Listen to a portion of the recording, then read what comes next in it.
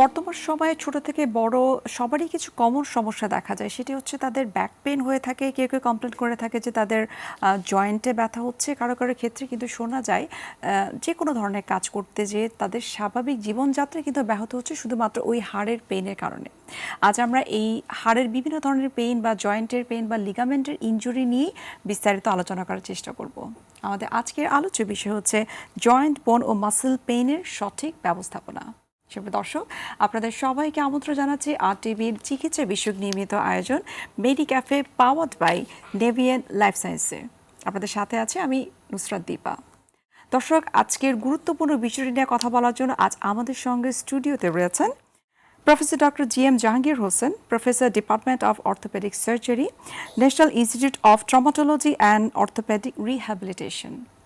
Sir, আপনাকে স্বাগত আমাদের আজকের অনুষ্ঠানে। ধন্যবাদ আপনাকে। সেই সাথে মাহে রমজানের শুভেচ্ছা। শুভেচ্ছা আপনাকে।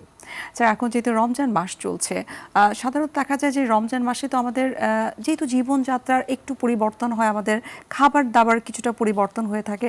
তো ওই সময়টাতে যাদের কিছু কোমরবিডিটি ডিজিজ রয়েছে, যেমন আমরা যদি ডায়াবেটিক পেশেন্টদের কথা বলি, কার্ডিয়াক পেশেন্টদের কথা যদি আমরা বলি, সেই সাথে অনেক ধরনের কিডনি রিলেটেড রোগী রয়েছেন, এবং সবথেকে ইম্পর্টেন্ট হচ্ছে যেটি আমাদের আজকের আলোচ্য বিষয়, যে হাড়ের ব্যথাজনিত যাদের সমস্যা রয়েছে তাদের আসলে রমজানে কি কি ধরনের বিষয় মেনে চলা উচিত? অ্যাকচুয়ালি মানুষ মাত্রই ব্যথা, এবং ব্যথার বহু কারণ থাকতে পারে, এবং মানুষ ইসলামের ধর্মতে রোজা রাখতে হবে। অ্যাকচুয়ালি দুইটা অঙ্গ একটার সাথে আরেকটা খুবই জড়িত। তো যারা ব্যথা আছে, আর্থ্রাইটিস আছে, আবার রোজা রাখবেন, স্বাভাবিক রোজা রাখতে হবে। তো এই ব্যথাগুলা অ্যাকচুয়ালি বহু কারণে হতে পারে। আমরা যদি এই ব্যথাকে, অর্থোপেডিক ব্যথাকে ভাগ করে থাকি, তাহলে দেখা যাচ্ছে এক এক বয়সে এক একটা ব্যথা হয়, এবং এক একটা ব্যথার এক এক রকম কারণ হতে পারে। তবে যারা রোজা রাখি, যারা বয়স্ক, তাদের যে ধরনের ব্যথা হয় এগুলো অনেকটা হলো আর্থ্রাইটিসের ব্যথা, হাড় জোড়ার ক্ষয় বৃদ্ধির ব্যথা, মাসেলের ব্যথা। এবং এটাকে ম্যানেজ করে আমরা কয়েক উপায়ে, রোজা যেহেতু চলছে, রোজাতে আমরা মনে করি যে এটা আমরা ওষুধের থেকে ডিপেন্ডেন্ট কমে নিজের বিভিন্নভাবে চলা কৌশল বা বিভিন্নভাবে হোম থেরাপি ইত্যাদির মাধ্যমে ব্যথাকে নিয়ন্ত্রণ করা যেতে পারে। আচ্ছা স্যার, খুব চমৎকার করে আপনি বললেন যে শুধুমাত্র ঔষধ গ্রহণ করা নয়, তার পাশাপাশি বিভিন্ন ধরনের কিছু নিয়ম কানুন রয়েছে যেগুলো যদি মেনে চলতে পারেন তাহলে তারা অর্থোপেডিক্সের যে রোগীরা রয়েছেন বা অস্টিও আর্থ্রাইটিসের পেশেন্ট যারা রয়েছেন তারা ভালো থাকতে পারবেন। আপনি বলছিলেন যে কিছু হোম রেমেডি, সেগুলো আসলে কি কি? যেমন আমরা জানতে পারি যারা ক্রনিক আর্থ্রাইটিসে ভুগে, মানে বাতের ব্যথায় ভুগতে থাকে, যেটা বিশেষ করে বয়স্ক মানুষ, যাদের সাধারণত হাঁটুর ব্যথা হয়, কোমরের ব্যথা হয়, মেরুদণ্ডের ব্যথা হয়, এই ধরনের ব্যথাগুলা সাধারণত দীর্ঘদিন ধরে চলতে থাকে। এটাকে আমরা বলি ক্রনিক পেইন বা অথবা ডিজেনারেটিভ পেইন, বয়সের কারণে হাড়ের ক্ষয় বৃদ্ধির রোগ হয়। তো এই ধরনের ব্যথাতে সাধারণত আমরা যেটা হোম রেমেডি বলি বা লাইফস্টাইল পরিবর্তনের মাধ্যমে বলি, যেমন আমাকে যা দিনে ভাজা পোড়া কম খাবো, সুগার যে ধরনের খাবার থাকে সুগার জাতীয় খাবার কম খাবো, প্রসেস যে ধরনের থাকে প্রসেস ফুড সেই ধরনের খাবার কম খাবো, যেগুলোতে চর্বি জাতীয় খাবার সেগুলো কম খাবো।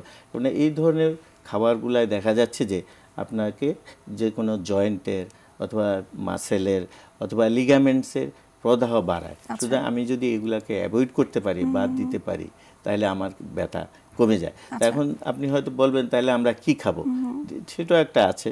সেটা বলতে যদি আমরা রোজায় আমরা যদি দুই বেলা যখন গ্রহণ করি খাদ্য, ইফতার আর একটা হলো সেহরির সময়, এই দুইটা তো মেইন আমাদের খাবার, সেখানে যদি আমরা গ্রিন লিফি ভেজিটেবলসগুলো খেতে পারি, আবার যেই খাবারগুলোতে চর্বি কম আছে, ফ্যাট কম আছে, সুগার কম আছে, সেগুলাকে আমরা খেতে পারি। আমরা একটু ভাজা পোড়া খাবার কম খেয়ে একটু হাই ফাইবার জাতীয় খাবারগুলো বেশি গ্রহণ করব।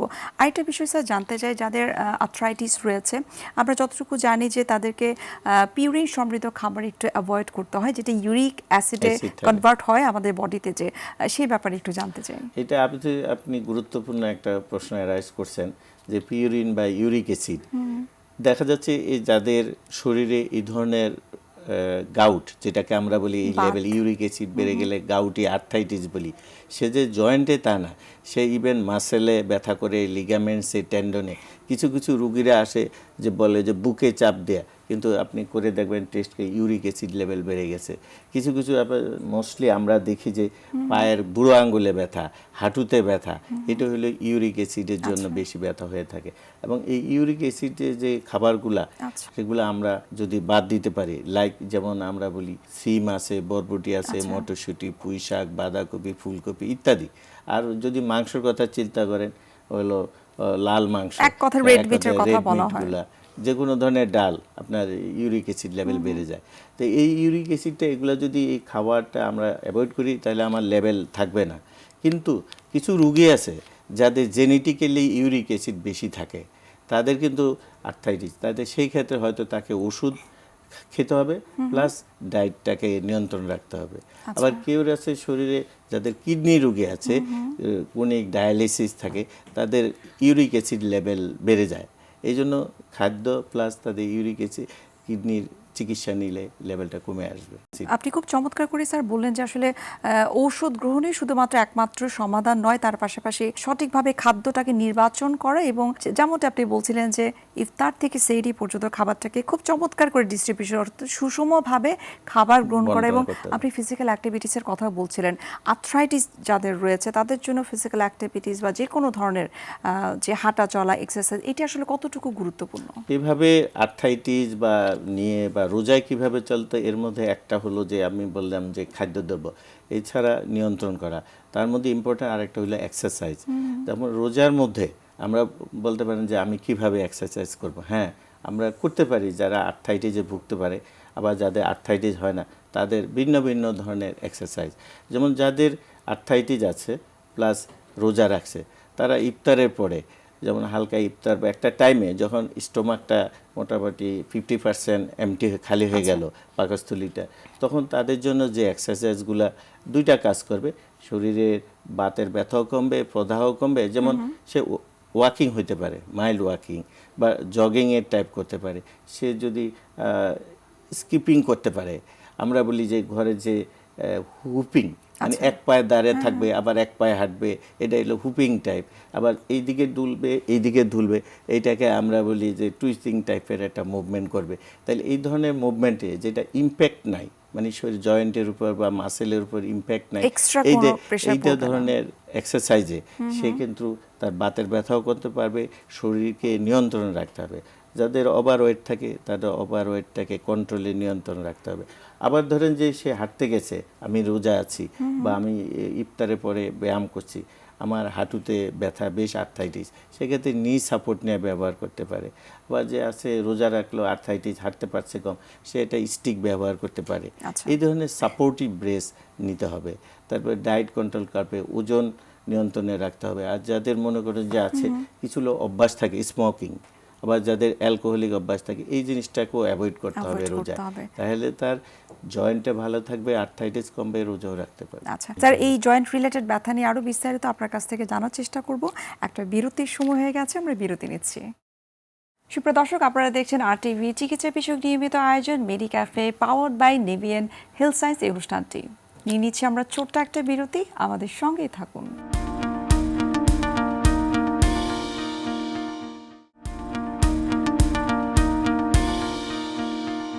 দর্শক, ফিরে আসলাম বিরতি থেকে। আপনাদেরকে আরও একবার স্বাগত জানাচ্ছি RTV চিকিৎসা বিষয়ক নিয়মিত আয়োজন Medi Cafe powered by নেভিয়ান life সায়েন্সে। আজ আমরা কথা বলছি বোন, মাসেল এবং জয়েন্টের বিভিন্ন ব্যথা নিয়ে। স্যার, আমরা চলে যাচ্ছি আমাদের মূল আলোচনায়। এখন আপনার কাছে জানবো, অনেকের ক্ষেত্রেই কিন্তু দেখা যায় তাদের হাঁটুতে ব্যথা হচ্ছে, ব্যাক পেন হচ্ছে, শোল্ডার পেন হচ্ছে, তিন ধরনের ব্যথা। এই 3 ধরনের ব্যথার কি মূল কারণ কি একটাই আমরা বলতে পারি, নাকি ভিন্ন ভিন্ন কারণ রয়েছে? ব্যথা কারণ বহু হইতে পারে। একটা হলো আঘাতের কারণে হইতে পারে জোড়ায় ব্যথা, আরেকটা হইতে পারে যে বয়সের কারণে ক্ষয়জনিত ব্যথা, আরেকটা হইতে পারে বিভিন্ন ধরনের আর্থ্রাইটিসের ব্যথা, অন্য আবার আসতে পারে ব্যথা কারণ হইতে পারে কোনো একটা ইনফেকশনের ব্যথা, আবার এটা সবচেয়ে খারাপ ব্যথা যেগুলো হলো টিউমার, ক্যান্সার ইত্যাদির ব্যথা।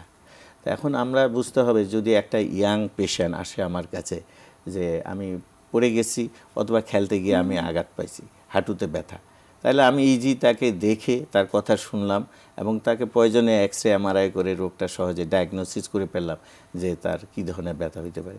সে একটা ব্যথা সে তার মাসেলে স্পেন হতে পারে, তার হাঁটুর লিগামেন্ট ছিঁড়ে যেতে পারে, কাঁধের লিগামেন্ট ছিঁড়ে যেতে পারে, এই জন্য ব্যথা নিয়ে সে আমার কাছে আসে। তখন আমরা তার উপযুক্ত এমআরআই সিটি স্ক্যান প্রয়োজন দেখে ডায়াগনোসিস ওইভাবে প্রোগ্রেস হই। যদি লিগামেন্ট ইনজুরি হয় তাহলে তো আমরা লিগামেন্টের চিকিৎসা আর্থ্রোস্কোপি সাহায্যে করে ফেলি। এখন যদি সেটা ওল্ড এজে আসে যে আমি হাঁটতে গেলে ব্যথা উঠবস করতে পারি না, আমার হাঁটুতে ব্যথা, তা আমরা তার বয়স অনুযায়ী তার হিস্ট্রি শুনে তাকে বুঝতে পারি সে হয়তো অস্টিওআর্থ্রাইটিস। যদি 40-এর পরে একজন পুরুষ মহিলা আসে তার অস্টিওআর্থ্রাইটিস, এখানে হাড়ের ক্ষয়জনিত ব্যথা যেমন একটা হবেই, এটা নেচার, হয়তো এক্সেপশনাল আছে 2-1 কম বেশি হইতে পারে, কিন্তু অস্টিওআর্থ্রাইটিস বা গিটেপার তার হবে। এই ক্ষেত্রে তার ক্ষয়জনিত যে তরুণাস্থি থাকে, হাড়ের ক্ষয়, হাড়ে ফ্রিকশন হয়, তারপর আশেপাশে লিগামেন্টগুলো কন্ট্রাক্টেড হয়ে যায়, মাসেলে বারসাইড, এই জন্য ব্যথা। তাই এই জন্য উঠবস করলে মাসলগুলো দুর্বল হয়ে যায়, হাড় ক্ষয় হয়ে যায়, এই জন্য তার এই ধরনের ব্যথা। যেমন ফ্রোজেন শোল্ডার, আপনি শোল্ডারের কথা বলছেন, অধিকাংশ রুগী আসে যে আমি হাত তুলতে পারি না, পিছে নিতে পারি না, পিঠ চুলকাইতে পারি না, জামা কাপড় খুলতে পড়তে পারি না। মহিলাদের বলে আমি মাথায় চিরুনি করতে পারি না, শ্যাম্পু করতে পারি না, জামা কাপড় খুলতে অসুবিধা। তখন আমরা তাকে দেখি, শুনি। যদি আবার অনেক সময় মোস্ট অফ দ্য কেসে থাকে তার থাকে ডায়াবেটিস, তারপর অনেকে থাকে আমার থাইরয়েডের প্রবলেম, অন্যান্য এন্ডোক্রাইন প্রবলেম থাকে, অথবা অনেকে বলে যে আমার হার্টের সার্জারি হয়েছে, বুকে স্টেন্টিং করছে আমার হার্টে, এই ধরনের এরও শোল্ডারের পেইন নিয়ে আসে অধিকাংশ। তাহলে অ্যাকচুয়ালি আমরা ইজি বুঝে যাই যে আপনার এই জন্য জোড়াটা জমে গেছে। তখন এর চিকিৎসা কী? চিকিৎসাটা হবে তার কারণ অনুযায়ী। কেউ যদি বলে যে আসে যে আমি হার্টে রিং লাগাইছি, তারপর থেকে আমার বাম হাতটা তুলতে পারি না, তাহলে আমরা বুঝি এটা অ্যাকচুয়ালি তার ওই হার্টের যে রিং লাগানোর কারণে তা হয় না, এটা একটা রিফ্লেক্সলি তার জয়েন্টটা স্টিফ হয়ে যায়, জমে যায়। তখন আমরা তার যে আস্তে আস্তে যে প্রসেস, যেভাবে তারকে সুস্থ থাকা যায় সেভাবে আমরা ম্যানেজ করি। তাই তো এক্সারসাইজ, থেরাপি, ওষুধ, উপদেশ, মোস্ট অফ দ্য কেজে নিজেই এটা সম্ভব, পসিবল। আমরা যেভাবে দেখাই দিই এভাবে ব্যায়াম করবেন, নিয়মকানুন মানবেন, তারপর বলি যে অ্যাকচুয়ালি এটা আপনি দ্রুত রিলিভ হওয়ার স্কোপ নাই, তাড়াতাড়ি ভালো হইতে পারবে না।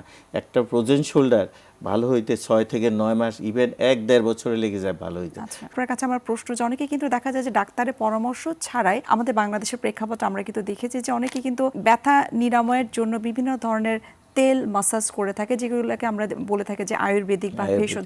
গ্রামাঞ্চলে আমরা দেখে থাকি, কিন্তু সেই সাথে কিন্তু শহরাঞ্চলের অনেক মানুষও কিন্তু বিভিন্ন ধরনের, আমরা যদি বলি বামের কথা, তেলের কথা, এটাকে আপনি কিভাবে দেখছেন যে সায়েন্টিফিক্যালি এটার কোনো ব্যাখ্যা আছে কিনা?